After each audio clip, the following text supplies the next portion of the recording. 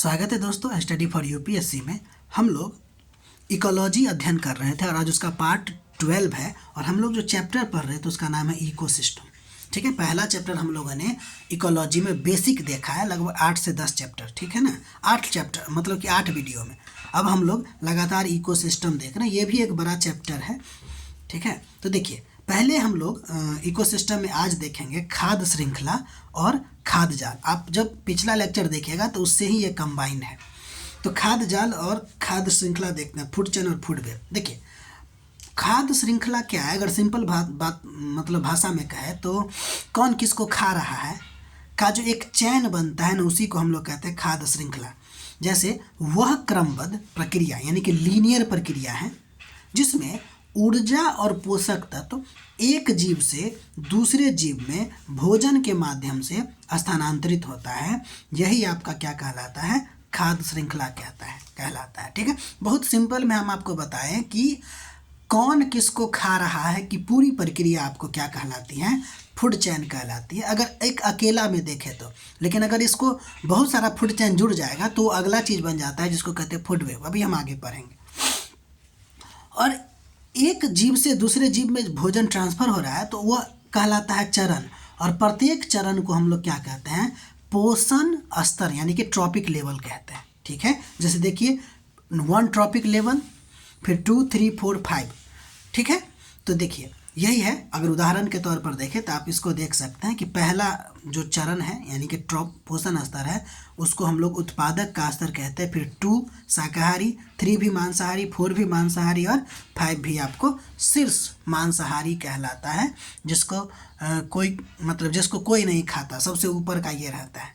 एक बात और ध्यान दीजिएगा कि फूड चैन में प्रत्येक लेवल पे आपको अपघटक शामिल होता है, इसमें भी सब में यानी। ठीक है, अपघटक जो है प्रत्येक ट्रॉपिक लेवल पे काम करते हैं, क्योंकि अगर ये सड़ेगा गलेगा तो कैसे, इसकी मदद से। समझ में आ रही बात? तो ये है आपको खाद्य श्रृंखला। अब हम लोग आगे बढ़ते हैं और देखते हैं टाइप ऑफ फूड चैन।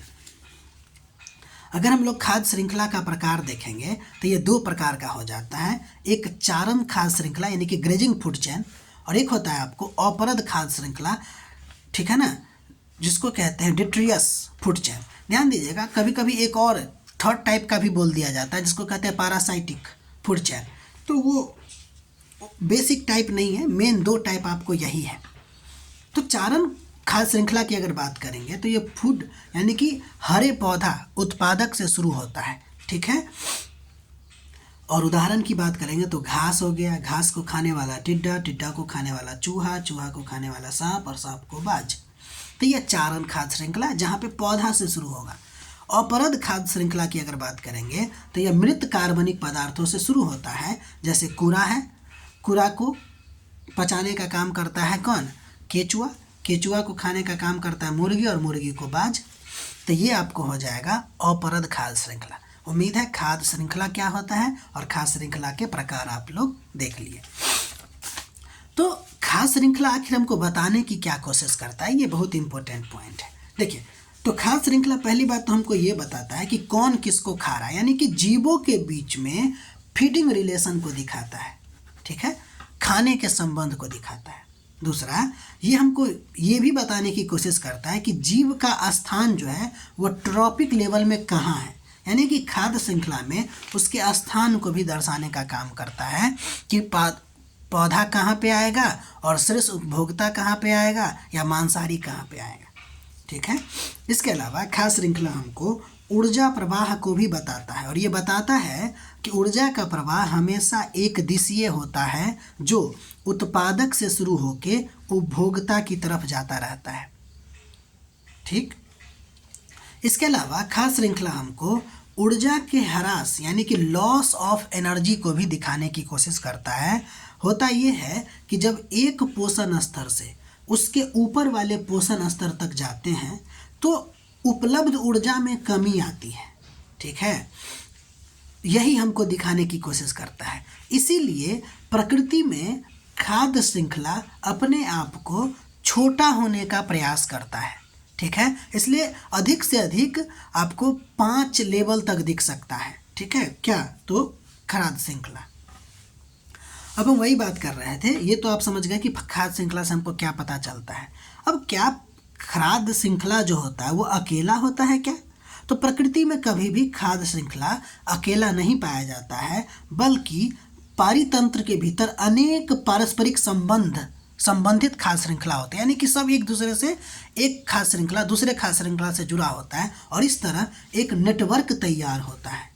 खाद्य श्रृंखलाओं का जो है एक नेटवर्क जाल तैयार होता है जिसको हम लोग फूड वेव कहते हैं। ठीक है, तो आपने फूड चेन और फूड वेव समझ लिया। ठीक है, अब हम लोग फूड चेन और फूड वेव से रिलेटेड ही दो प्रॉब्लम देखेंगे। एक आपको जैव संचयन यानी कि बायो अक्यूमुलेशन और दूसरा जैव आवर्धन यानी कि बायो मैग्निफिकेशन। आपको ये टॉपिक अभी क्लियर तो नहीं होगा, यानी कि परिभाषा सब क्लियर हो जाएगा, लेकिन अभी इसमें कुछ और पढ़ना हम लोग का बाकी रह जाएगा। तो देखते हैं पहले जैव संचयन क्या होता है। तो सिंपल बात है कि प्रकृति में जो प्रदूषक होते हैं वो दो प्रकार के हो सकते हैं। एक जो विघटित हो जाए, अब जो विघटित हो जाएगा तो उससे तो फर्क नहीं पड़ेगा, लेकिन जो अविघटित होगा यानी कि जो विघटन होगा ही नहीं, अनिम्नीकरण होगा, ठीक है ना, वो क्या करेगा, जीवों के शरीर में भोजन के माध्यम से जाता जाएगा और एक जीव में अगर संचित होता चला जाता है तो उसको जैव संचयन कहते हैं। यानी अगर कोई विषाला पदार्थ खासकर अनिम्नीकृत और भारी धातुएं किसी जीव के शरीर में समय के साथ अगर जमा होता जाता है तो उसको जैव संचयन कहते हैं।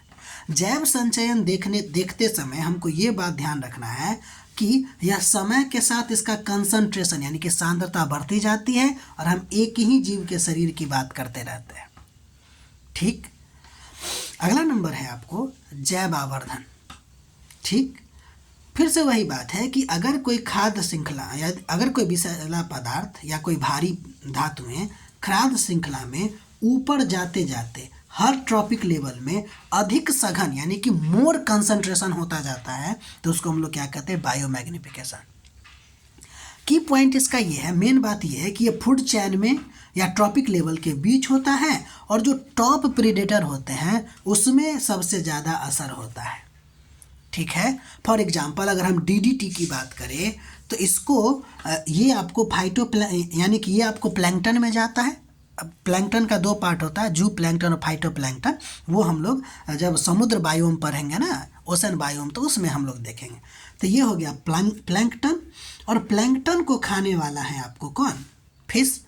ठीक है, तो डीडीटी पहले इसमें क्या, फिश थोड़ा तो नहीं खाएगा, ज़्यादा प्लैंकटन खाएगा, तो ज़्यादा मात्रा में इसमें क्या, अब बर्ड एगो फिश तो नहीं खाएगा, बहुत ज़्यादा फिश खाएगा तो वो बर्ड में जाएगा और बर्ड्स को खाने वाला ईगल है तो ईगल में जाएगा। यानी कि सबसे ज़्यादा जो कंसंट्रेशन होंगे वो क्या होगा, ईगल में होगा। इसलिए देखिएगा कि डीडीटी का एक इफेक्ट ये हो रहा है कि ईगल का जो अंडा का खोल है ना वो पतला होता जाता है या पतला होता जा रहा है। ठीक है, अभी जैव आवर्धन खत्म नहीं हुआ लेकिन आपका परिभाषा क्लियर हो गया होगा। ठीक है, तो फिर हम लोग अगले वीडियो में मिलते हैं।